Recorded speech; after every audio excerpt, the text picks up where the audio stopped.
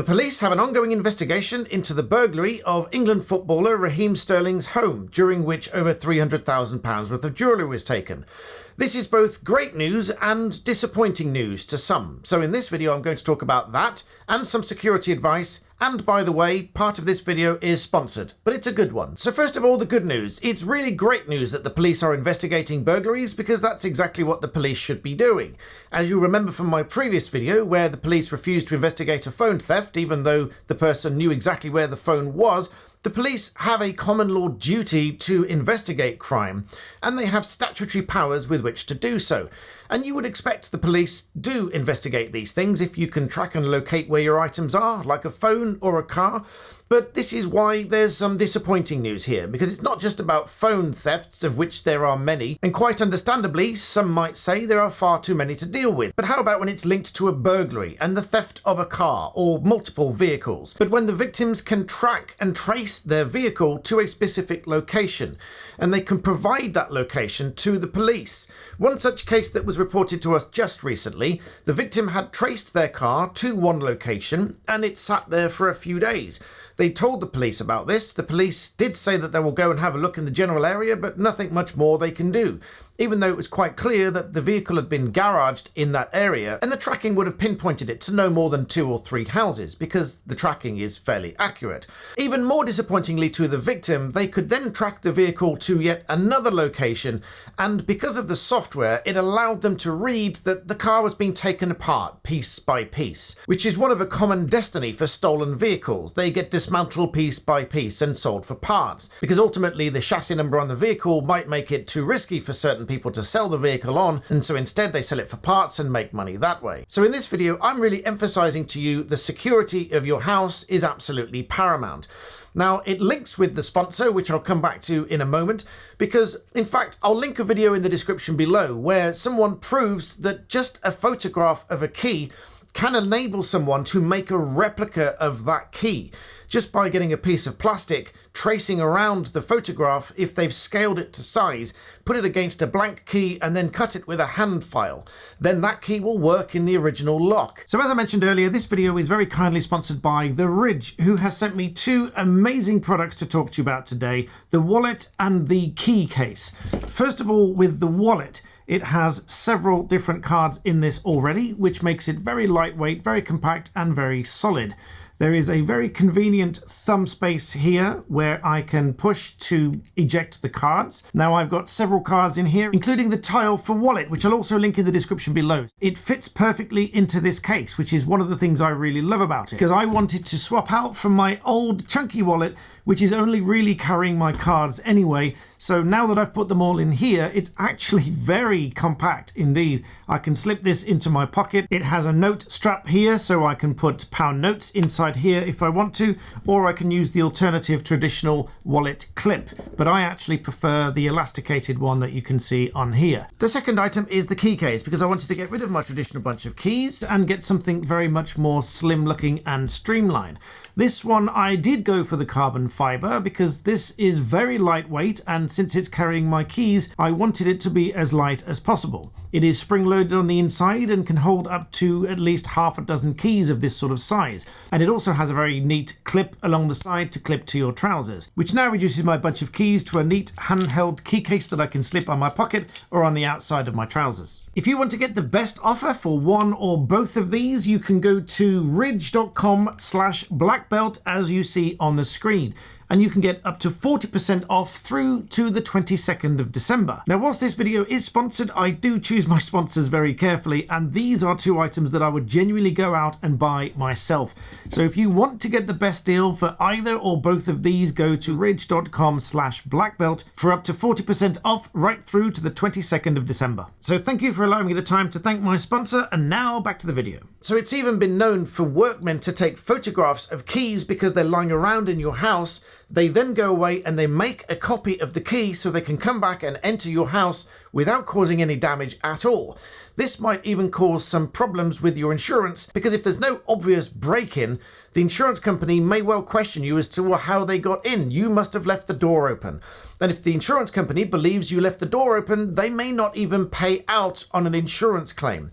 All of which because someone may have come to your house to do some work, taken a photograph of the key, for example, and then gone away and made a copy. Or even simpler still, if you have a weak door and you get workmen coming to do work on the house and they notice that there's a weak point of entry and they will come in through that weak entry point. But also a massive security risk is when people leave their keys, particularly their car keys, near the back door. Most of you know this, but I bet you most of you will still do that. You come into the house and you put them in a bowl or a drawer or on the side or just somewhere very near the back door. Now, there are two schools of thought about this, so I'll jump the gun and anticipate what some of you will say. Some of you will say that you would prefer that they get out quickly so that they don't interrupt you whilst you're upstairs. However, conversely, they don't really want to interact with you generally. They just want a quick entry and a quick exit with whatever they can carry, and usually your vehicle on the way out. If your keys are left by the back door, it's easy to pick it up and just walk out with it and then steal your car in the process. And don't count on the police going to find your vehicle just because you've got it tracked. Because in this case that was reported to us, the police knew, they were told precisely where this vehicle was. And they simply wouldn't go and look for it. They wouldn't go door knocking. They wouldn't obtain a search warrant. They just basically, frankly, didn't bother. But it's great to hear in some cases, like the theft of £300,000 worth of jewellery from a famous footballer is receiving a lot of attention and a good investigation. That's absolutely what should happen, because that's what the police should be doing. And if huge burglaries like this go uninvestigated, then of course they will become more and more prevalent. But I argue the same is true for the smaller domestic burglaries where someone is breaking in through a weak entry point, taking the keys and driving away with the car.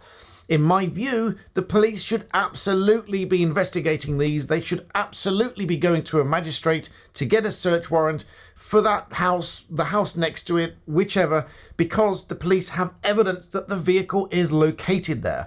This tracking pinpointed this vehicle to a specific garage. Even if that was wrong, it would be the house next door. Now, no one is ever going to convince me that the information like this that proves the vehicle is in that location is not enough to go to a magistrate to get a search warrant. A crime has been committed and there is evidence that they are likely to find evidence linked to that crime at that address. So please take this video as a warning to you, a prompt to you to get your locks changed, to get any weak doors changed, because locks can be snapped off unless they are anti-snap locks. So literally in 2 or 3 seconds, the lock can be snapped and broken, and they are in the house. And then if your keys are on the side, they are in and out within 5 minutes or even under 3 minutes in the case that was reported to us. You won't even know what's happened, and you'll just hear some kind of rustling and then they're gone with your car and with anything that they can lay their hands on, which is easy to get. And don't leave your car keys by the back door. In fact, you can buy what's called a Faraday pouch, which is an RFID signal blocker, because many car thefts happen without them even coming into your house. It's called relay theft. They have a device which is outside. It reads the signal from your key and it relays it to the car and opens the car. They get in the car, and then this relay again reads the signal from the key and allows them to start the vehicle and drive away. But this is made much more difficult if you put them in one of these RFID pouches. I will link those in the description below. They're only £7 or £8. I would suggest that you immediately go and buy that now. It is an affiliate link, as all my links are, for full disclosure, but I use them for my keys and I don't store my keys near the back door. I keep them as far away from the vehicle as possible in one of these Faraday pouches to limit and minimize the risk of relay theft. So I would urge you to go and buy one of those now if you don't use one already. And if you've got several keys and you just want all of your keys in one place, they now do boxes. I will link that in the description as well. It's a Faraday box which blocks RFID signals so that this relay theft cannot take place. When you come into the house, you can put all of the keys in this box and just take the box upstairs with you and keep it away from the front door. So as I say, I'll reiterate, please take this video as a warning to you to update your security. Have someone come round from a reputable firm, not just anybody, because you don't know who you can trust these days. A reputable firm to come out and change your locks for anti-snap locks, replace any weak doors and any weak points of entry. And if you have a habit of leaving windows open, please stop doing that as well, because burglars will routinely get 8, 9, 10, 11-year-olds to climb through those windows because they're very small and they're easy to get in, and then they just come around and open the door for them. In fact, many years ago, I was visiting a friend and he had a habit of leaving the window open, downstairs, I might add. I commented that he should absolutely shut and lock the window. He said, "Don't be silly, it's really friendly around here. No one's breaking into this house around here." You guessed it, sure enough, about a month later, he got burgled and they took most of his expensive stuff like his Xbox and laptop and phones and all sorts of stuff that they could readily lay their hands on. So even if you think you're being a little bit paranoid, that's probably not even quite enough level of security to make sure that your house is secure. Particularly coming up to Christmas, particularly as times are getting harder. If you are storing Christmas gifts at home, it's a notorious time of year for burglaries to happen. Make sure your doors are locked, make sure you replace and update the locks, make sure you replace any weak entry points. So I hope you take my warning seriously. I hope you update your security because we're getting an increasing number of reports of thefts and burglaries and all of these sorts of things. But what we're also hearing is that the police don't investigate them. So if the police don't investigate them, you might not get your stuff back. And if the insurance company don't believe that you've taken the proper security measures, they might not pay you out either. So you could lose almost everything in one hit.